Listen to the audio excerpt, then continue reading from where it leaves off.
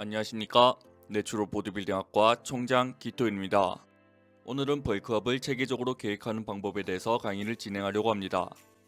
보디빌딩 세계에서 벌크를 하기 전에 커팅을 해야 한다고 주장해 왔는데요.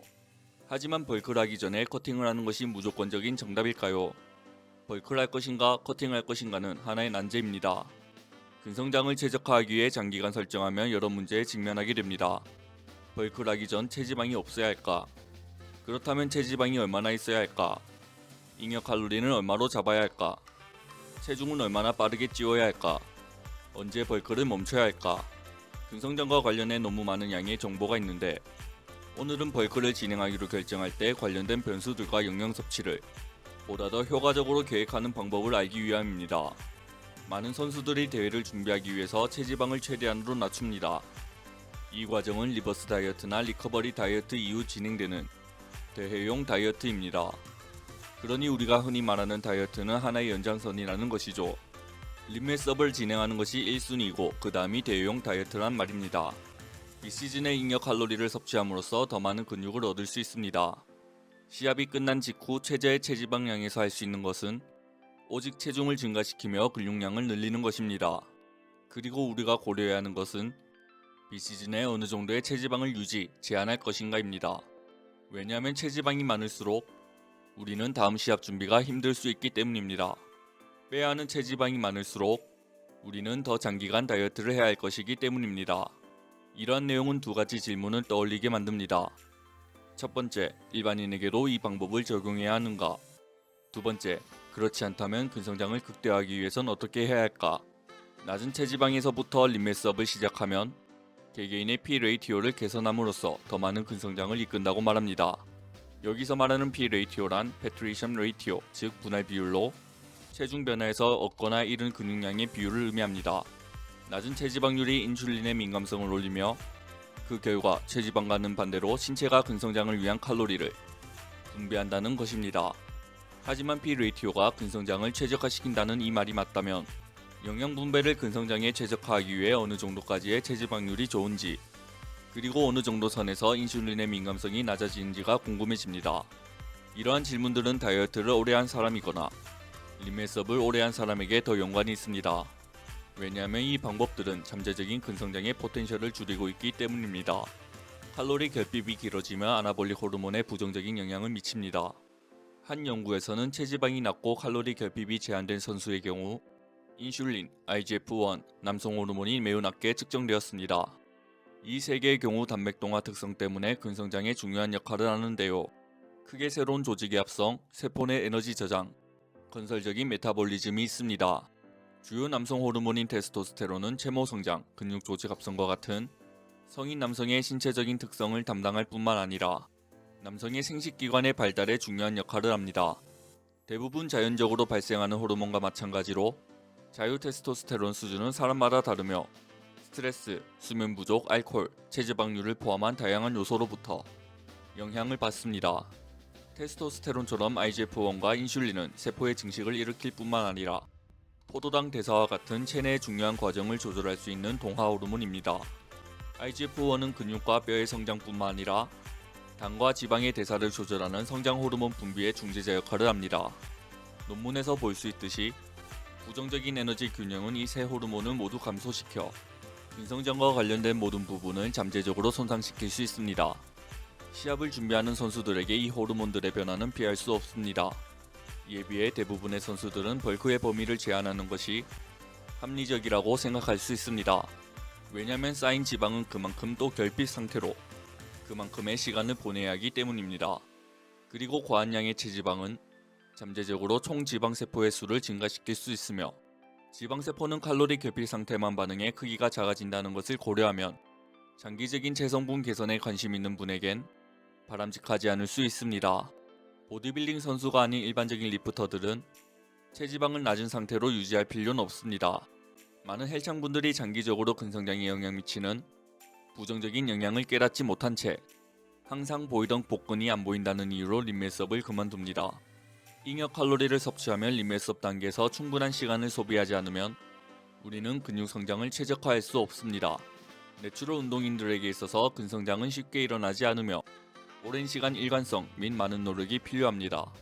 물론 에너지 결핍 상태에서도 근성장이 일어나지만 이는 대부분 초보자나 훈련을 제대로 하지 않은 일반인에게 국한됩니다. 한 연구에서 21주간 일반인과 스트렝스 선수를 대상으로 웨이트를 진행했는데 훈련을 하지 않은 일반인에게 힘과 근성장이 가장 크게 일어났습니다. 그리고 이것이 일반인에게 있어서 저항성 훈련에 더 효율적으로 적응한다고 볼 수 있습니다. 하지만 경력이 많은 운동선수의 경우 근성장이 느리고 근성장을 하기 위해선 영양에 더 집중할 필요가 있습니다. 잉여 칼로리를 섭취하면 우리는 훈련으로 인한 피로도를 더 빠르게 회복할 수 있으며 새로운 근육 조직을 합성하는 것에도 도움됩니다. 그럼에도 불구하고 눈에 띄는 성장을 경험하기 위해서는 여전히 충분한 시간을 잉여 칼로리로 섭취해야 합니다. 이 연구에 의하면 고급자를 대상으로 실험을 진행했는데 21주 동안 평균 1.8%의 근육 단면적을 늘릴 수 있었다고 말합니다. 이 수치가 평균인 것을 감안하면 상당히 낮은 수치임을 알 수 있습니다. 추가적으로 칼로리가 부족해지면 근성장에 사용되는 자원의 양이 줄어들고 근성장을 하는 것은 더 이상 우선순위가 아니기에 신체는 기본적인 신체 기능을 유지하기 위한 칼로리를 사용하려고 합니다. 그러니 짧은 기간 잉여 칼로리를 섭취하는 것은 근성장에 비효율적이라는 말이죠.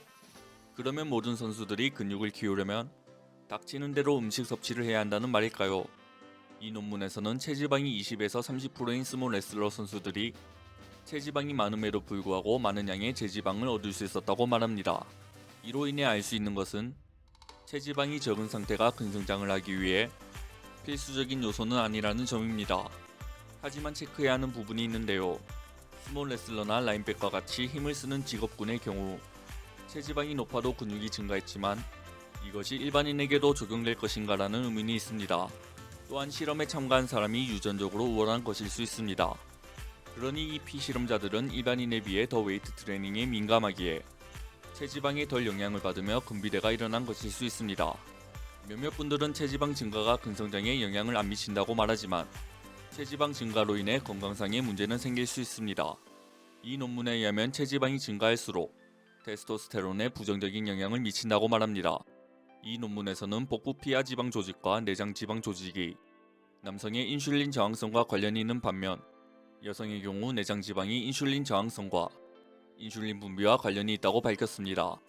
이를 통해 우리가 알 수 있는 것은 체지방이 많을수록 건강에 해로운 영향을 미치며 잠재적으로는 근성장에 부정적인 영향을 끼친다는 것입니다.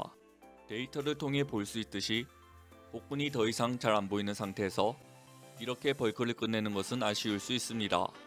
수치는 나이와 다른 요인에 따라 달라질 수 있지만 미국 운동학회에서는 남성의 경우 체지방을 6에서 25%를 여성의 경우 체지방을 13에서 31%를 가지는 것이 좋다고 봅니다.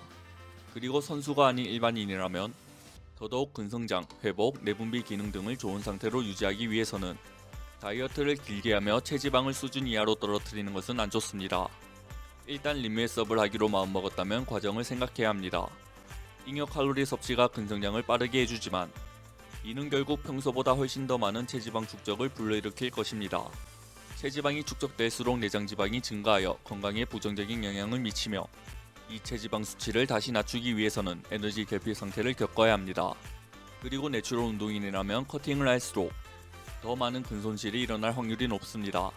그리고 림웨섭을 할수록 전반적인 건강상의 문제로 근성장의 능력이 손상됩니다.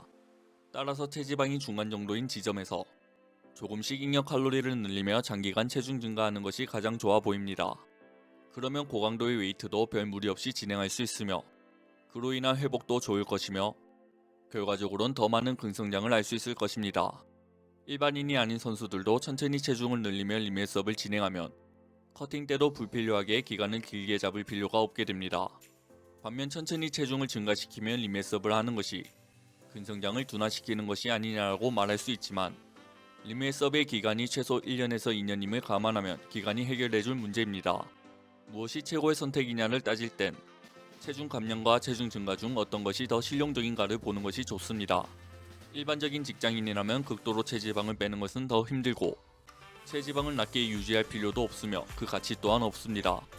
반대로 체지방이 낮은 사람의 경우 림웨섭을 할 경우 체중 증가와 체지방 증가가 아쉬울 수 있지만 체지방을 지나치게 높여서 건강을 해칠 정도로 건강이 상할 만큼 도달할 필요는 없습니다.